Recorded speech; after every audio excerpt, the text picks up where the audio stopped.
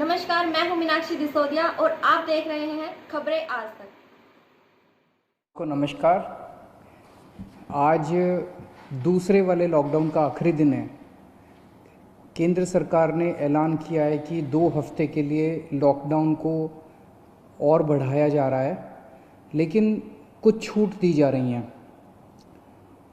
उनमें से क्या छूट रखनी है, क्या छूट नहीं रखनी है, इसके ऊपर दिल्ली सरकार में हम लोगों ने पिछले 2 दिन में काफ़ी गहन सोच विचार किया और हमने निर्णय लिया है कि केंद्र सरकार ने जो भी छूट, पूरे दिल्ली को केंद्र सरकार ने रेड जोन डिक्लेयर किया है। रेड जोन में केंद्र सरकार ने जितनी छूट अलाउ की है वो सभी छूट हम लोग दिल्ली के अंदर अलाउ करने जा रहे हैं। इसका क्या मतलब है, मैं संक्षेप में अभी आपके सामने रखूँगा, लेकिन इसके तुरंत बाद आपको एक डिटेल्ड प्रेस रिलीज़ जारी की जाएगी, जिससे आपको और इसके बारे में, और थोड़ी देर के बाद ऑर्डर्स भी हो जाएंगे इसके बारे में, फॉर्मल ऑर्डर्स, तो आपको पता चल जाएगा कि किस किस क्षेत्र में क्या क्या अलाउ किया जा रहा है। लेकिन एक रूपरेखा मैं आप सब लोगों के सामने रख देता हूँ। पहली चीज़ तो ये कि कल से सभी सरकारी दफ्तर खुलने जा रहे हैं। कई सारे सरकारी जो एसेंशियल सर्विसेज से डील करते हैं सरकारी दफ्तर, उन एसेंशियल सर्विसेज वाले सरकारी दफ्तर में 100% अटेंडेंस होगी। लेकिन दूसरे सरकारी दफ्तरों में जो एसेंशियल सर्विसेज से डील नहीं करते, वहाँ पे डिप्टी सेक्रेटरी लेवल तक, डिप्टी सेक्रेटरी एंड अबाव 100% आएंगे लोग, और उसके नीचे वाले स्टाफ में 33% स्टाफ आएगा। कल से दिल्ली के सारे प्राइवेट ऑफिसेज खोले जाएंगे, लेकिन प्राइवेट ऑफिसेज केवल 33% स्ट्रेंथ पे काम करेंगे।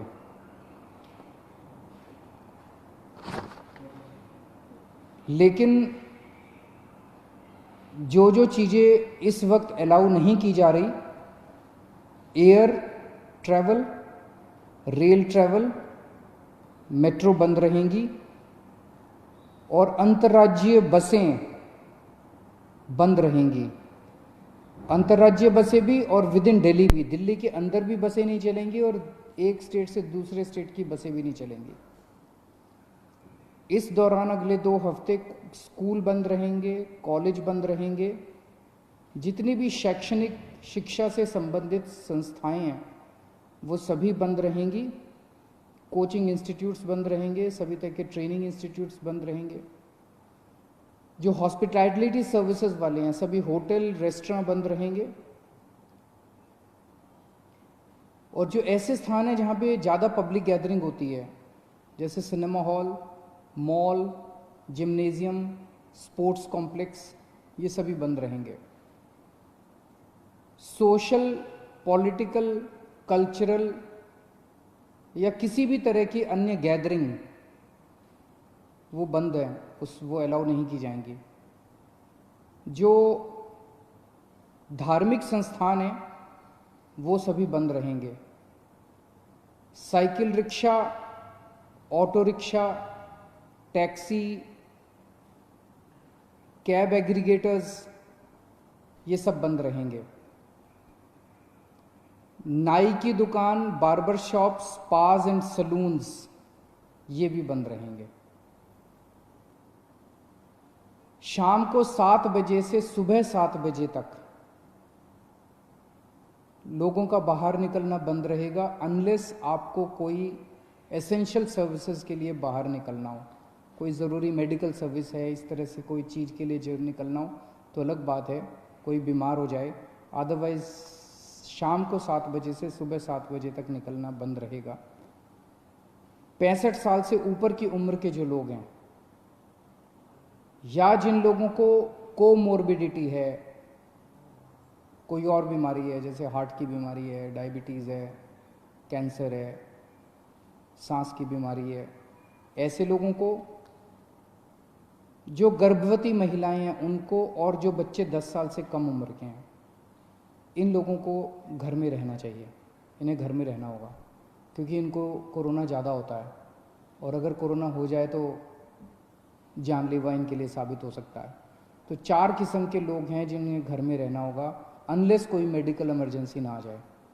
उसके अलावा उन्हें घर में रहना है जो 65 साल से ऊपर की उम्र के हैं, जिनको कोई और बीमारी है, जो प्रेग्नेंट महिलाएं हैं और जो 10 साल से कम उम्र के बच्चे हैं।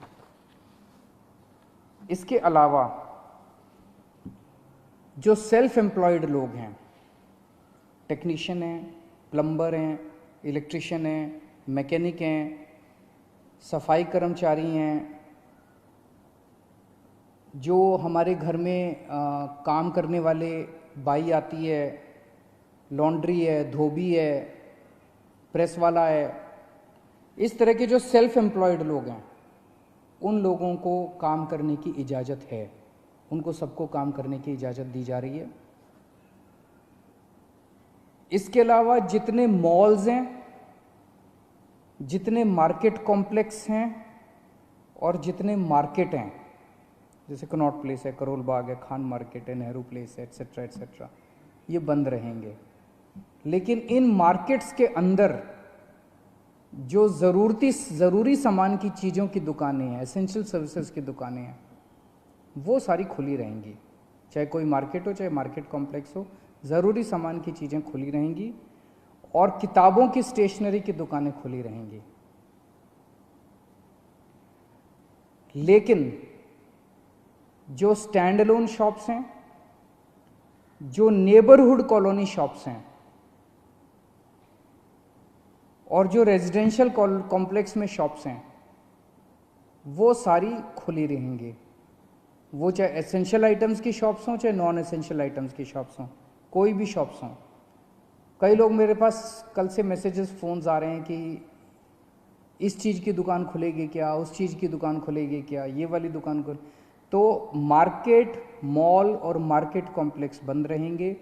Stand alone shops, neighbourhood colony shops और रेजिडेंशियल कॉम्प्लेक्सेस में जो दुकानें हैं, उनमें चाहे कोई भी सामान हो, किसी भी तरह का सामान हो, वो सारी दुकानें खुली रहेंगी। इसके अलावा प्रिंट एंड इलेक्ट्रॉनिक मीडिया खुला रहेगा। आईटी से रिलेटेड सर्विसेज की सभी ऑफिसेज खुले रहेंगे, कॉल सेंटर खुले रहेंगे, डेटा सेंटर्स खुले रहेंगे, वेयर हाउसिंग सर्विसेज खुले रहेंगे, कोल्ड स्टोरेज खुले रहेंगे, प्राइवेट सिक्योरिटी वाले और फैसिलिटी मैनेजमेंट सर्विसेज खुले रहेंगे। इसके अलावा सारे इंडस्ट्रियल एस्टेट खुले रहेंगे जहाँ जहाँ एक्सेस कंट्रोल है। एक्सेस मतलब जो वहाँ पे अंदर जाने की, बाहर आने की, जहाँ जहाँ कंट्रोल है। तो लगभग सभी इंडस्ट्रियल एस्टेट खुले रहेंगे। इसके अलावा जो एसेंशियल सर्विस, एसेंशियल गुड्स बनाने वाली मैन्युफैक्चरिंग यूनिट्स हैं, वो चाहे इंडस्ट्रियल एस्टेट में हो, चाहे इंडस्ट्रियल एस्टेट के बाहर हों, दवाई बनाने वाली, फार्मा की कंपनियां, मेडिकल डिवाइसेस बनाने वाली, उनके रॉ मटेरियल बनाने वाली, इंटरमीडिएरी बनाने वाली, या उसकी सप्लाई चेन से संबंधित कोई भी चीज़ें जो हैं, वो सारी मैन्युफैक्चरिंग यूनिट्स खुली रहेंगी। आईटी हार्डवेयर से संबंधित मैन्युफैक्चरिंग यूनिट्स खुली रहेंगी। पैकेजिंग मटेरियल के मैन्युफैक्चरिंग की यूनिट्स खुली रहेंगी। इसके अलावा ई कॉमर्स एक्टिविटीज़ केवल एसेंशियल गुड्स में परमिटेड है, नॉन एसेंशियल में ई कॉमर्स एक्टिविटीज़ परमिटेड नहीं है। लोगों के आने जाने का कैसे है?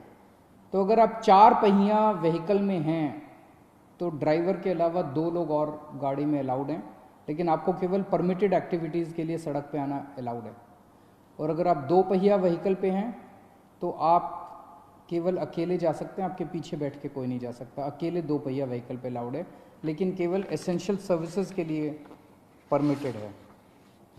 कंस्ट्रक्शन एक्टिविटीज़ केवल इन सीटू कंस्ट्रक्शन, मतलब कि मजदूरों के आवागमन की इजाज़त नहीं है। अगर मजदूर वहीं रह रहे हैं, आसपास रह रहे हैं, उस केस में कंस्ट्रक्शन एक्टिविटीज़ अलाउड है। जो अगर शादी होती है तो सोशल डिस्टेंसिंग का पालन करते हुए 50 लोगों से ज़्यादा शादी में लोग नहीं होने चाहिए। अगर कोई किसी की मौत हो जाती है तो उसमें 20 लोगों से ज़्यादा लास्ट राइट्स के लिए अलाउड नहीं है। पब्लिक प्लेसेस पे थूकना स्ट्रिक्टली मना है, उसके ऊपर सख्त कार्रवाई की जाएगी। सभी एग्रीकल्चरल एक्टिविटीज़ अलाउड है। Sowing, harvesting, procurement, marketing, agriculture supply chain से रिलेटेड जितनी भी एक्टिविटीज़ हैं वो सभी अलाउड हैं। फाइनेंशियल सेक्टर से रिलेटेड जितनी एक्टिविटीज़ हैं वो सभी अलाउड हैं। Banks, non banking finance companies, insurance, capital market activities, credit cooperative societies और जितना गुड्स कैरियर से संबंधित, सामान से संबंधित, यात्रियों का बसें वगैरह अलाउड नहीं है, ऑटो वगैरह अलाउड नहीं है, लेकिन अगर सामान का, गुड्स का ट्रैफिक जो है वो सारा परमिटेड है। इसकी डिटेल्ड प्रेस रिलीज़ अभी जारी कर दी जाएगी और डिटेल्ड ऑर्डर जारी कर दिया जाएगा, जिससे आपको और सारी जानकारी मिल जाएगी। मैंने मोटी मोटी रूपरेखा आप लोगों के समक्ष रखी है, लेकिन मेरा अपना ये मानना है कि लॉकडाउन लागू करना बहुत ज़रूरी था। केंद्र सरकार ने जो 24 मार्च को लॉकडाउन किया वो बहुत ज़रूरी था। उस वक्त अगर हम लॉकडाउन न करते तो देश के अंदर भयावह स्थिति हो सकती थी, क्योंकि उस टाइम देश कोरोना से डील करने के लिए तैयार नहीं था।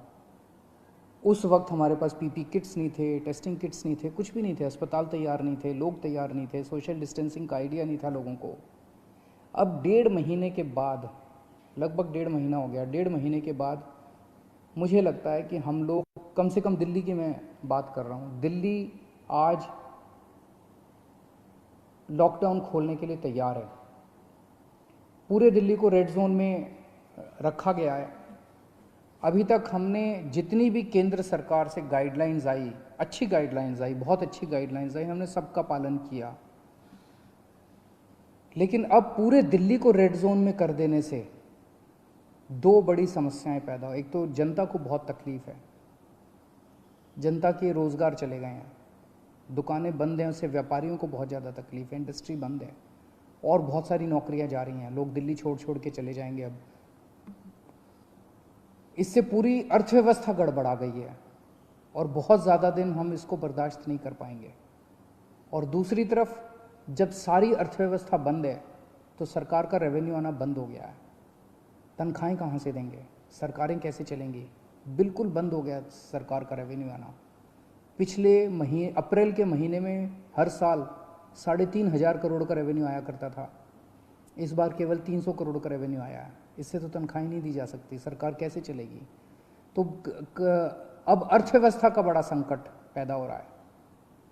तो मेरा अपना ये मानना है कि लॉकडाउन के पीरियड को हमें तैयारी करने के लिए, कोरोना की तैयारी करने के लिए इस्तेमाल करना चाहिए था, जिसका हमने भरपूर इस्तेमाल किया। ऐसा कभी नहीं हो सकता। अब कोरोना आ गया है, कोरोना रहेगा, कोरोना 0 हो जाएगा, कोरोना का एक भी पेशेंट नहीं होगा, आगे कोरोना कभी नहीं होगा, ऐसा हो ही नहीं सकता, पूरी दुनिया में नहीं हो रहा, ये संभव ही नहीं है। अब हमें कोरोना से जीने की, कोरोना के साथ जीने की तैयारी करनी पड़ेगी, इसकी आदत डालनी पड़ेगी। सरकारों को इसकी तैयारी करनी पड़ेगी, जनता को इसकी, हम सबको इसकी तैयारी करनी पड़ेगी, देश को इसकी तैयारी करनी पड़ेगी। आज दिल्ली इसके लिए तैयार है। हमने पर्याप्त उपाय कर लिए हैं, पर्याप्त व्यवस्थाएं कर ली हैं, अस्पतालों का इंतजाम कर लिया है, किट्स का इंतजाम कर लिया, सारी व्यवस्थाएं कर ली हैं। अगर लॉकडाउन पूरी तरह से दिल्ली में खोल दिया जाता है, हमने सुझाव दिया है केंद्र सरकार को कि जो जो कंटेनमेंट जोन हैं दिल्ली के अंदर, लगभग 97 कंटेनमेंट जोन्स बचे हैं, जो जो कंटेनमेंट जोन हैं उनको पूरी तरह से सील कर दिया जाए और बाकी दिल्ली को ग्रीन कर दिया जाए, बाकी दिल्ली के मार्केट खोल दिए जाएं। मार्केट में चाहे तो ऑड इवन कर दें, एक दिन ऑड दुकानें खुलेंगी, एक दिन इवन दुकानें खुलेंगी, लेकिन अब दिल्ली को खोलने का समय आ गया है। हम उसके लिए तैयार हैं, हम केंद्र सरकार से बात भी कर रहे हैं और हमें पूरी उम्मीद है कि जल्द दिल्ली के मार्केट भी खुलेंगे, अर्थव्यवस्था भी खुलेगी। ऐसा होने से थोड़े केस बढ़ेंगे, लेकिन जो केस बढ़ेंगे उससे निपटने के लिए हम तैयार हैं।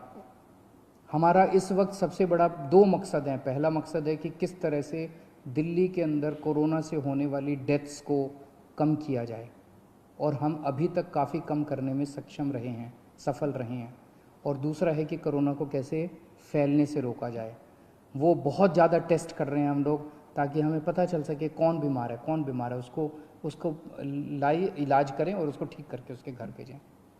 तो मैं उम्मीद करता हूँ कि हम लोग आगे केंद्र सरकार को भी मनाने में सफल होंगे, और ये लॉकडाउन का पीरियड जो है, इसमें जो जो रिलैक्सेशंस दिए गए हैं, इन रिलैक्सेशंस से आप लोगों को सबको फ़ायदा होगा। बहुत बहुत शुक्रिया।